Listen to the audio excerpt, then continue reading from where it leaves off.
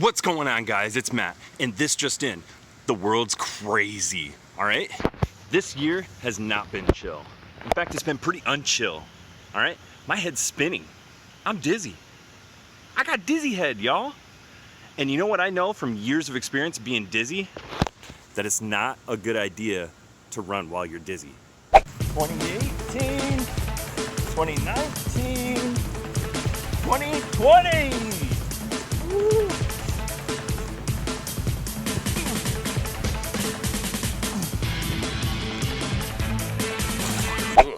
Ugh, that's gross. You know, it's hard to move forward when things are so uncertain, right? We want to do things. We want to move forward, we want to be active, we want to be super busy all the time. But what does God say about all this? You still don't know I'm God? You know, we want answers, we want action and movement. But what does God want? You still don't know that I'm God? I mean, let's do stuff. Let's think and be and jump and go on adventures and go crazy. But what does God say? You still don't know that I'm God? Who keeps saying all this? Hey, it's Matt, you, me, and just hanging out here, you know. Couldn't help but over here, it looks like you're looking for some answers.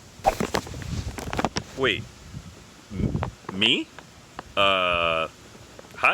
And yeah, I guess me and my friends here, you know, we're looking for some answers. Yeah, I know, I got this. All right, Matt, why don't you just go ahead and take a break, okay? All right, so with everything that's going on, I think it's a good idea to just slow down and be still. Psalm 46:10 says, "Be still and know that I am God." And we love this verse. It's a great verse, right? Like, it sounds like God saying, hey, I got this. Everything's gonna be okay. But the hard part is actually like slowing down enough to be still and listen, right? Matt, you're not even listening. Oh, sorry. Okay, so back to what I was saying. If you're dizzy, it's probably best to slow down so that you can get your balance back, right? So this summer, we can do just that, get our balance back. So over the course of these 7 weeks, I would love to focus on what we can be certain of with God in a time of great uncertainty. What do you think?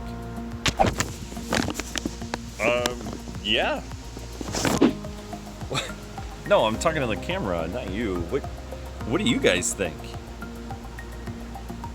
What is that, like a shrug? Like, no, seriously, like, do you guys want to be part of this too? Yeah? Really? No way. Really? Okay, cool. Yeah, you guys can be a part of it. Yeah, okay. Yeah, okay, that's a little too enthusiastic. Okay, too much.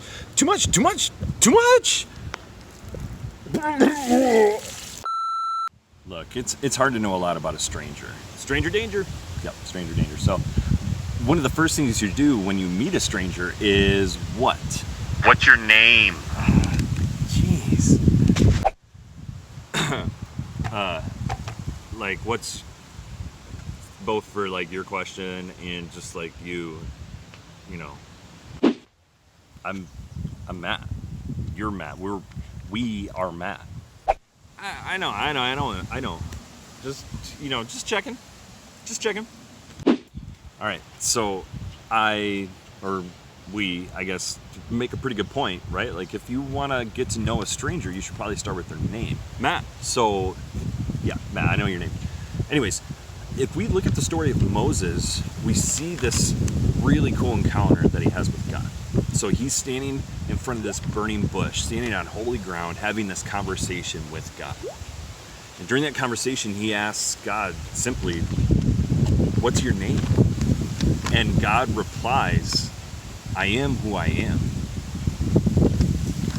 Why do you think he responded that way? See, throughout the Bible, God's people are referring to God with many different names. It's pretty interesting. So why do you think they refer to God in so many different names? You don't know? That's okay. So growing up, I had this really cool poster sitting in my room. And it showed a lot of different names of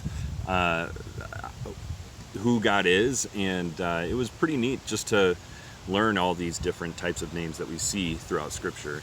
And really, it's a pretty good way to know the different attributes of God, because each name kind of highlights a different attribute or character of who God is.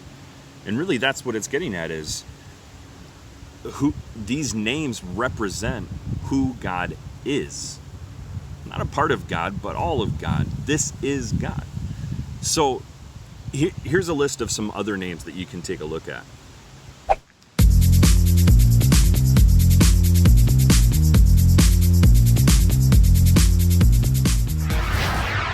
All right, so we can certainly learn a lot from the different names that are used throughout Scripture.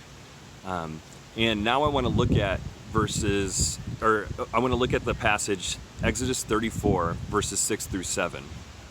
So if you're looking at verse 6, we see some attributes already being highlighted there. So we see compassion and grace, slowness to anger. We see love and faithfulness. Like, these are really great attributes that we love to think of when we think of God, right? If you look at the middle of verse 7, you see, yet the guilty will not go unpunished, right? Now, what's God doing there? I think what's happening is God's encouraging us to get a bigger view of who He is. We love to think of, the love and faithfulness and grace and compassion. We love to think of those attributes when it comes to God. But God also wants us to think about His wrath, His justice, His holiness, His glory, right? And these are things that really, really matter to Him. We can't think of God as just this really big teddy bear, because if we have a strong view of God's love, but nothing else, what's going to happen when we feel unloved? We have a really strong view of God's justice, but not a lot else. What's going to happen when we are treated unfairly, right?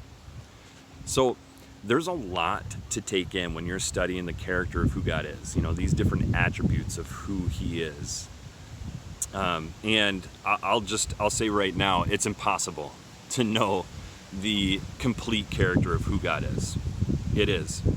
I heard it described as trying to pour the ocean into a thimble. Like, it's just impossible. I dare you to try. Oh yeah? Challenge accepted.